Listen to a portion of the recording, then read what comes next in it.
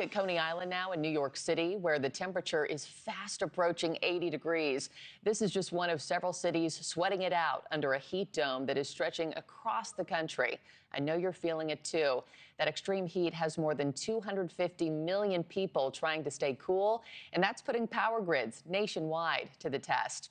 NewsNation Live weekend anchor Alicia Nieves is in New York right now with more. And Alicia, this historic heat is causing energy suppliers to prepare for the worst. What are they telling you?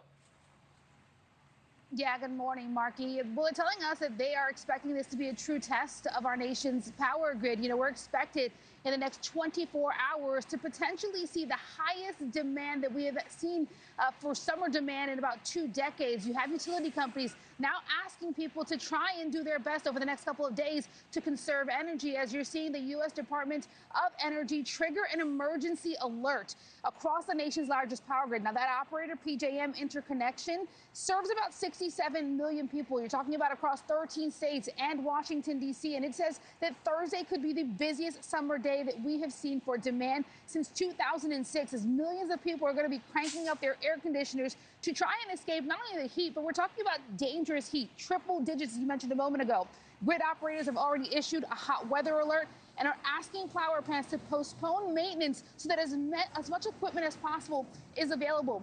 Even here in New York City, we're seeing officials ask businesses to do what they can to preserve the grid. This is Mayor Mandami, what he's telling businesses to do here. And to every business owner, please set your thermostats to 78 degrees to alleviate the stress on our power grid. Every worker in New York City has the right to a safe workplace, and that includes safety in extreme heat. Yeah, so this is advice to heed not only over the next 24 hours, but really over the entire holiday weekend, the next 5 days at least, as we're expecting these temperatures to persist up until then, Markie. Yeah, Alicia, I was thinking of that very thing yesterday. What would we do if the air conditioning went out at home, with babies at home? Should people actually be worried about losing power this week? It's a situation where people should be aware and cautious, but the grid operators right now are saying it's not a situation where you really should be worried. They're not expecting that we're actually not going to have enough electricity, but they are saying it's something they're monitoring really closely, as over the last couple of years, they have started to see just on a baseline level the demand increase, and at some point starting to outpace their ability to produce electricity. So you're seeing this potential surge going to really put a test to that.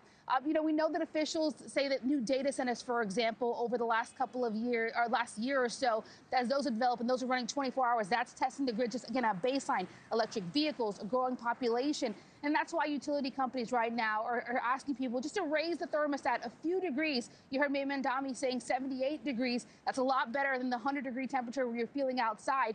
Wait until the evening to utilize major appliances. Conserve power as much as you can, especially during the hottest part of the day.